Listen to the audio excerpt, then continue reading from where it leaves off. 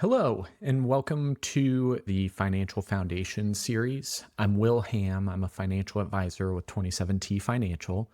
Our goal is to have a conversation with new savers. So, whether you're new to your career and trying to plan for your financial future, or you're getting to a place where you can afford to save for yourself for the first time. Our goal is to give you the foundational pieces that you need at this time in life to set yourself up for success in the future. What we're going to cover today is discussing saving and investing basics, your retirement plan, and how the power of time helps you, understanding the basics of what's called market volatility and how markets move up and down, and the noise and fads that come into the market. Really, our session here today is designed to give you the practical knowledge that you need to begin your saving and investing journey, but you don't need to have any prior experience to understand what we're talking about here today. We want to start with the basics, help you understand what you need to do to best set yourself up for success. And whenever I get asked the question, where do I start? My first question is always, do you have an emergency savings plan? This is a component of somebody's financial picture that often gets overlooked. It's not very sexy. It's honestly quite boring. But the reality is it creates so much flexibility for you to have this core financial piece to not derail you from any future uncertainties or unexpected life events, from having to tap into the money that you need to be working for yourself. So, what is an emergency savings program? Really, in its simplest form, it's 3 to 6 months of living expenses. Think about living expenses as the things that you would not turn off in a time of money crisis. What I mean by that is your mortgage, your rent, your car, even things as simple as your internet, phone. Really, what you want to be doing is having a baseline of savings that can withstand 3 to 6 months. Let's say you're out of a job for 6 months and you're trying to find a new one. You're not having to tap into your 401k, for example, to maintain the lifestyle that you have. Really, what you need to be thinking about is, if I lost my job, how much money do I need on a monthly basis to maintain this lifestyle as I look for a new one? 3 to 6 months is really what you want to be shooting for. I'd say if you're a very aggressive person and want to be investing as much as possible, lean towards the 3 months. If you're super conservative and you like having peace of mind that there's some cash in the bank, you can go all the way out to 12 months. But you want to make sure that you've got that foundational piece there. My recommendation is very simple. You've got really two key options. The easiest, wherever you're banking today, set up an additional account, additional savings account, and just slowly put money in there as you have extra cash that you can start saving. That adds up quickly over time, and it's just a simple separate account where you can say, hey, I'm only going to touch this money if I need it. The other component is, if you want to get that money working for you, look at high yield savings or money market accounts. This will give you the ability to earn a little bit of yield on the investments that you have, right? A little bit of return, getting your money working for you more so than a basic savings account, but it will be something that's a very conservative option for you. The one thing that I always recommend for people utilizing high yield savings or money market accounts for this emergency savings program is make sure that account that you have has FDIC insurance. But this is meant to be your most conservative asset, in my opinion, and financial peace of mind to have that FDIC insurance as a part of your high yield savings or money market account. This money can also be utilized to pay for one-time expenses that come out of nowhere, pay for new tires or a new roof or something that is unknown when you're planning out your year from a financial perspective, but has the ability to be a large expense. You can tap into your emergency savings for that. The next step would be looking at your debt burden. So whether that's student debt or credit card debt, Stuff that's real today. I'm not going to bucket in your mortgage or even your car payment. I feel like those are closer to using debt effectively than something that's going to be dragging you down. So really the simplest way that I've found in managing debt is just understanding what you have, what kind of payments are outstanding, and what you should be focused on first. So if you're battling with uncertainty around your current debt situation, my recommendation would be get an Excel spreadsheet, get every bit of outstanding debt that you have, a name file, have a amount, have a annual percentage that you're having to pay back in terms of the interest rate and what that regular monthly payment is for you. Prioritize by the highest amount that you have in interest, the one that's going to add up the quickest. Typically that's credit card debt, and then start working your way down the row slowly but surely. So this can help you say, hey, if I've got an extra $100 in my account this month, maybe I can look at putting more money towards my current debt load to pay that down faster. So it's a good way to just simplify what you have out there and create a plan of action for yourself. So we've gotten past the basics. Now let's think about investing. And whether it's an IRA, a brokerage account, Acorns account, however you're getting started, there are some core principles in putting your money to work that I want you to understand. When you're looking at investing, the core structure of what you're looking at are really in stocks and bonds. So what is a stock? A stock is buying ownership in a company. And what happens is when you're buying that, even if it's one stock in Netflix, for example, you are owning a piece of the success of that organization. Now, when it comes to stocks, you're going to have higher return potential than bonds. You're also going to have higher short-term volatility. What that means is higher growth potential, but also higher potential for losses, especially in the short run. If you're able to maintain that investing strategy over a long period of time, you have the higher opportunity for growth. Bonds, on the other hand, are going to be more conservative. You're giving your money as a loan to either a government or a corporation. And over time, that's going to provide you with stable income, but also that creates lower growth potential. You will receive regular interest payments on that loan, and then you will get your principal balance back at the end of the loan. Now, for most people, if you're getting started investing in your 401k, the options that are going to be available to you are mutual funds and ETFs. Mutual funds and ETFs are going to be made up of a basket of these stocks and bonds. Mutual funds and ETFs will both be professionally managed and oftentimes have a large number of stocks, bonds, or a combination of two built in for diversification purposes. There's a slightly different functionality between mutual funds and ETFs that we'll cover at a later date.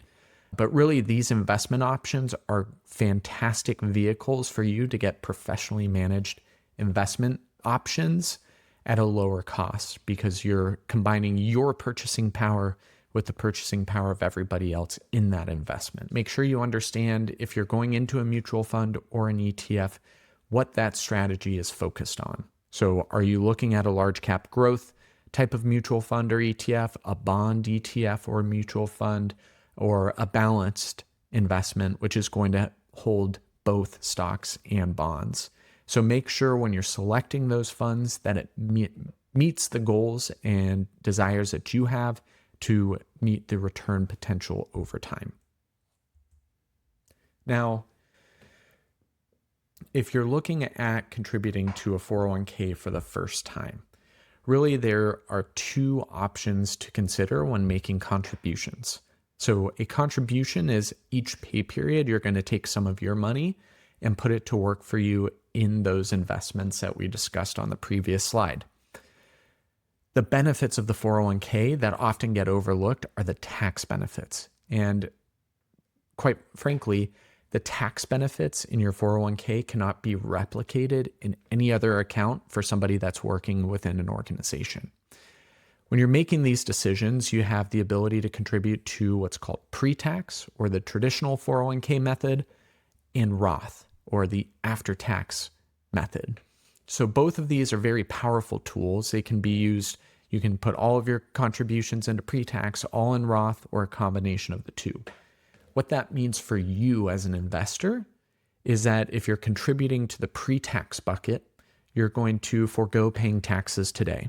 So as an example, if you're making $50,000 in income, you are going to contribute 10%, $5,000 goes into your 401k. You lower your taxable income by $5,000 for the calendar year. So the government sees you earning $45,000.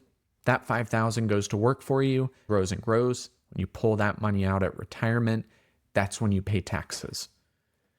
The benefit of that is you get tax deferred growth and you are offsetting your tax burden today. Roth is going to be the flip side of that.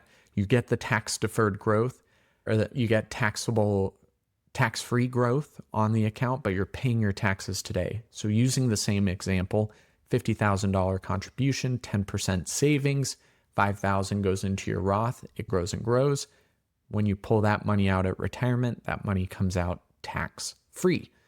Now, the difference is when you're paying your taxes at the end of the year, instead of your taxable income being lowered by $5,000, you're paying taxes as if you earned $50,000 for the year.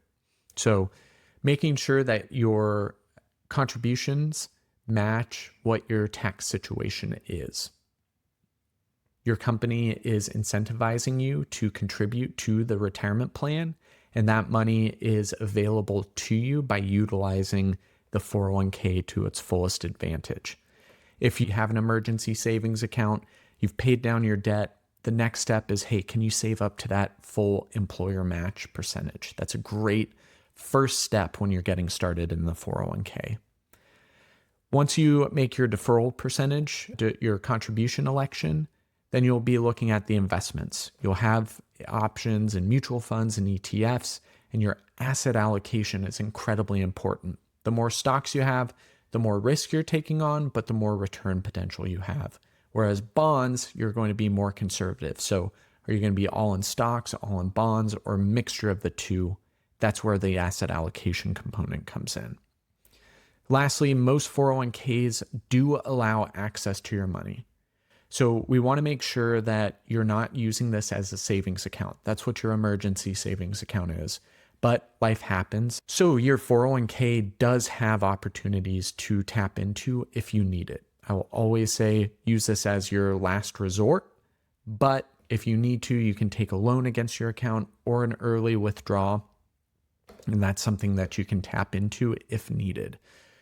All of those will be specific to your organization, so you'll want to make sure that you understand what's available to you before assuming that it's readily available the day you need it. These processes take time, so you'll want to think ahead to understanding what specifically is going on in your plan when it comes to loans and distributions. Now, this is the single most powerful slide that I'm going to show you today.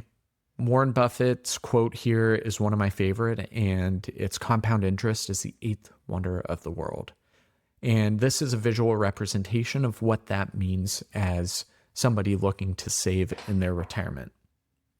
What we're showing you is 3 different people saving $100 a month and earning an 8% annualized return. The key difference is the green line is an individual who starts saving at 25. The gold line is an individual who starts saving at 35, and the gray line is the individual who starts saving at 45. What you can see, they are contributing the same monthly amount, but the balances are significantly different. Specifically, if you look at the last 10 years of those savings, that's where you see that money really compound. So the 25-year-old starter ends up with over $1 million simply contributing $100 a month. Now, if you wait until you're 35, you cut that in half. You wait until 45, you're looking at just under $200,000. But I don't show this as to discourage anybody who's starting saving at 45, because really being able to generate a $200,000 account balance over a 20-year period is a significant amount of money and is a whole heck of a lot different than zero. This is your money working for you. This is your money going into those investments that we talked about earlier and continuing to work for you year in and year out. And I think that this visual is the most powerful representation of that. Now, it doesn't come without ups and downs, and that's what market volatility is. Really, these are short-term dips that happen as an investor, whether it's a financial crisis. All of these things are going to happen during your savings journey. If you look at all these major downturns on the left, Great Depression, Black Monday, dot-com bust, financial crisis, COVID crisis, all of these things have happened. They have different levels of return and impact. Some took a very long time to recover from. The Great Depression took 25 years. The COVID crash took 6 months.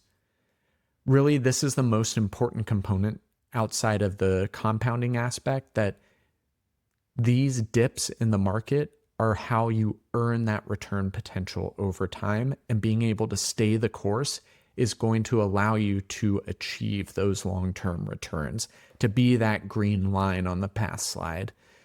So don't get overwhelmed in the short term as things get crazy. My goal for you is to help you understand that, hey, the market's going to go up, it's going to go down. Your goal is to stay invested and continuing contributing over time. The last part I want to touch on is fads versus fundamentals. There's a lot in the market today that's taking away from your focus on being a long-term investor. Meme stocks, cryptocurrency, high-frequency trading, all of these things catch headlines. You hear about the get-rich-quick people, but they come with significant risks and very little ability to replicate over and over again to create the success that you're looking for. So whether it's memes, cryptocurrency, short-term trading, I want you to understand that if you do go that route, that you do so in a way that doesn't blow up your financial picture. Think about putting maybe a 10% of your overall net worth into something like short-term trading, cryptocurrency, meme stocks, if that's something that excites you. If not, just completely avoid it and focus on the basic fundamentals of saving paycheck to paycheck. So, where do you start? Start here, start now. Build your emergency fund. Once you do that, look at paying down your debt, enroll in your 401k, make sure you're capturing the full company match. Think about what diversified investments make sense for you and your goals, and then do something simple. Each year in January, think about increasing your contribution by 1%. It's likely not something that you're going to feel year to year, and it's going to set you up for success and dramatically impact you. So these are really 5 easy key steps that you can take when it comes to your savings journey right now. And what to remember, really, your emergency fund is your bedrock. It's what you lean on, and it's there to help you through uncertain times. Start building one today. Know that time is the most important aspect of your investment returns, and that even though markets drop, having a long-term perspective on your investments are what's going to set you apart from everybody else and create that success that we're showing. And maximize your 401k savings. It is the single best tool for you as an employee to build wealth for yourself. Utilize it to its fullest advantage and take an active approach in how you think about your savings journey. So, thank you for joining us here on the first iteration of our Financial Foundation series. Your future really does start today. You have real actionable steps to take moving forward. If you have questions, you have access to me and my team, and I will include a link to my schedule in the show notes here today. Make sure that you subscribe to the 27T Financial channel to get updated investment videos here that help you create a better financial foundation for yourself. Thank you, and have a great day.